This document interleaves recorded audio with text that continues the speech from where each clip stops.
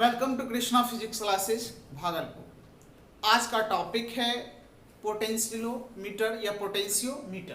तो जैसा कि देख रहे हैं बोर्ड पे लिखा हुआ है पोटेंशियोमीटर, यानी इसको हिंदी में कहते हैं विभव मापी। ये टॉपिक बहुतों बार बोर्ड में पूछा हुआ है और ये पूछा जाता है 5 मार्क्स में, इसलिए इसमें आप लगा दीजिए BM यानी बोर्ड मॉडल। ये 5 मार्क्स के लिए बहुत इंपॉर्टेंट है। तो विभव मापी है क्या, इस चीज को जानना है। तो the instrument which is used to measure the potential in a circuit is called potentiometer, यानी वह उपकरण जो किसी परिपथ में विभव को मापता है तो उसी को हम लोग विभव मापी कहते हैं। मतलब वह उपकरण है जो परिपथ में क्या करता है, विभव को मापता है, तो उसी को हम लोग क्या कहते हैं, विभव मापी कहते हैं। तो इसका यूज कहाँ करते हैं, पूछा जाता है कि विभव मापी किसे कहते हैं।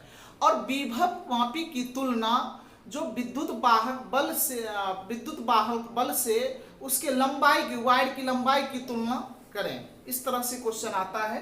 तो आप देखिए, तो यहाँ पे देखिए लिखा हुआ है comparison of electromotive force of 2 different cells by potentiometer, यानी ये हुआ कि 2 सेल्स के द्वारा विद्युत वाहक बल की हम लोग तुलना करेंगे। किसके, तो उसके लेंथ ऑफ वायर के साथ। तो देखिए आगे में आएगा इस सारा चीज।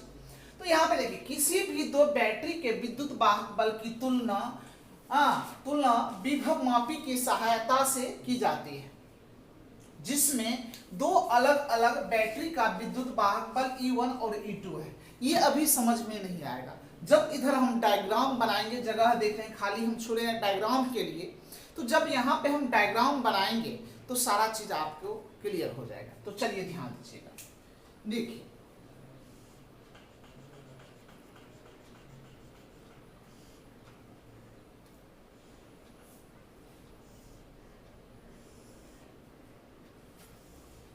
ये अब यहां पे हम लोग क्या करते हैं, एक रेसिस्टेंस लगाते हैं।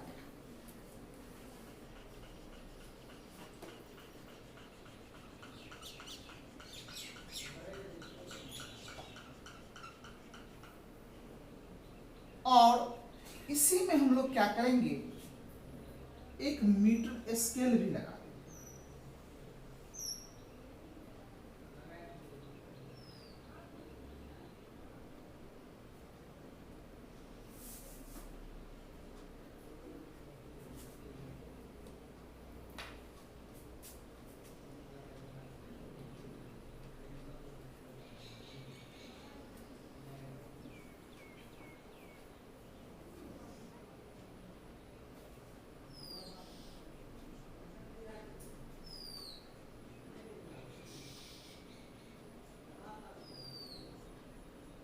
ये मीटर स्केल है और यहाँ पे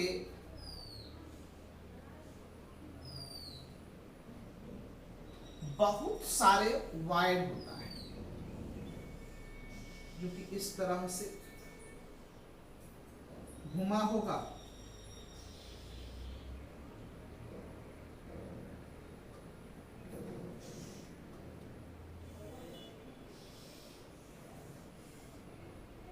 देखिए इस तरह से यहां पे एक सेल लगा देते हैं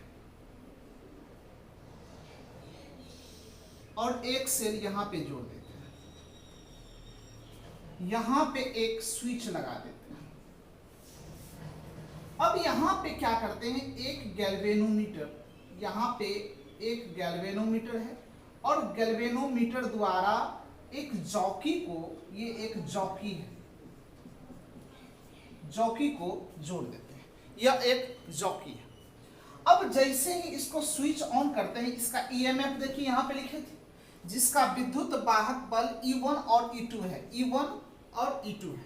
तो इसको हम मान लेते हैं इस बैटरी का EMF E1 है और इसका E2 है। जैसे ही स्विच को ऑन करेंगे तो ये जॉकी जो है, जिस पॉइंट पे इसका गैल्वेनोमीटर का सुई 0 पे चला जाएगा तो वो बैलेंस पॉइंट बताए थे, तो जहां पे ये 0 हो जाएगा वह इसका बैलेंस पॉइंट हो जाता है। तो दोनों ओर की लंबाई माप ली जाती है। तो एक L1 है तो दूसरा साइड हम लोग मान लेते हैं ये क्या हो जाता है, L2 हो जाता है, इस तरह से। तो आइए हम लोग देखेंगे कि L1 और L2 की तुलना हम लोग करेंगे इसी विद्युत वाहक बल के बैटरी के साथ। तो कैसे करते हैं इस चीज को हम लोग को ध्यान देना है। तो ये सर्किट बन चुका है। तो यहाँ पे देखिए क्या लिखे कि यहाँ पे लिखे हैं किसी भी दो बैटरी के विद्युत वाहक बल की तुलना विभवमापी के सहायता से की जाती है, जिसमें दो अलग अलग बैटरी का विद्युत वाहक बल E1 और E2 है, E1 और E2 है।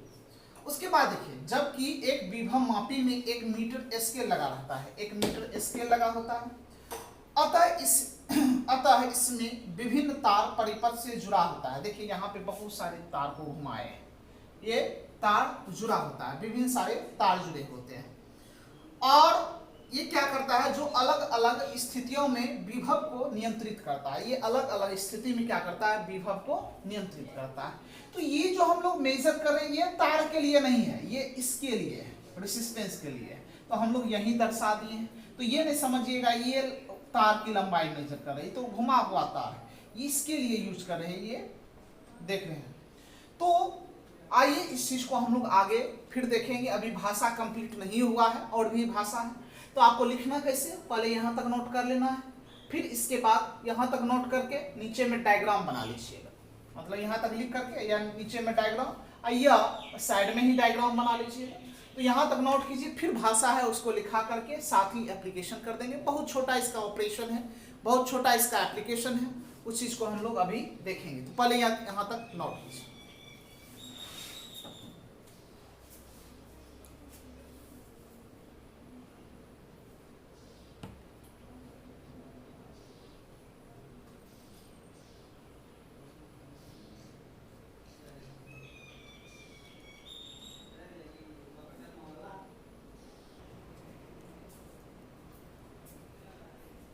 चलिए ध्यान दीजिएगा, एक पोटेंशियोमीटर में मीटर स्केल लगा रहता है। तो देखिए यहाँ पे मीटर स्केल लगा रहता है, जिसकी सहायता से तार के अलग अलग हिस्से की लंबाई ज्ञात की जाती है। जिसकी सहायता से हम लोग क्या करते हैं, तार के अलग अलग हिस्से की लंबाई ज्ञात करते हैं। दो बैटरी का विद्युत वाहक बल E1 और E2 है।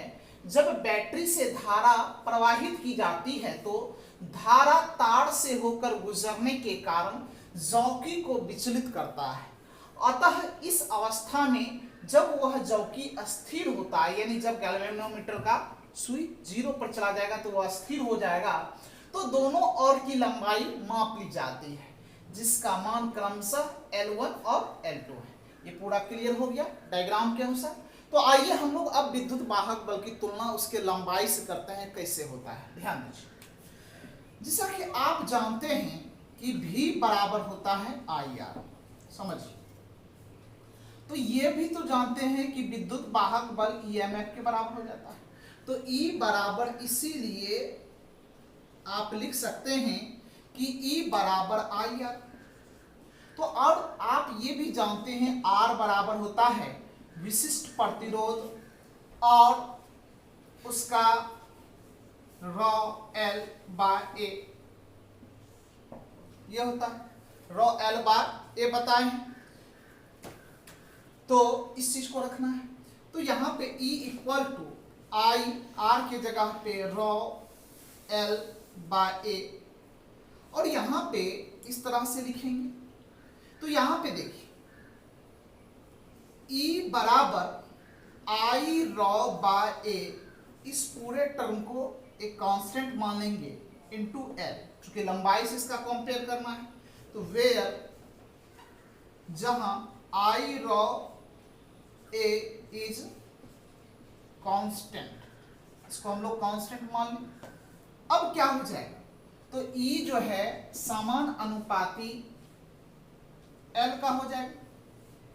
E समान अनुपाती L, स्मॉल L लिखते हैं क्योंकि यहाँ पे स्मॉल L लिए हैं। अच्छा एक बार लिख देते हैं कैपिटल L। और यहाँ पे दो बैटरी की तुलना करना है। तो यहाँ पे लिखेंगे फॉर टू कंडीशन, दो कंडीशन के। तो यहाँ पे E1 बटे E2 बराबर लिखेंगे।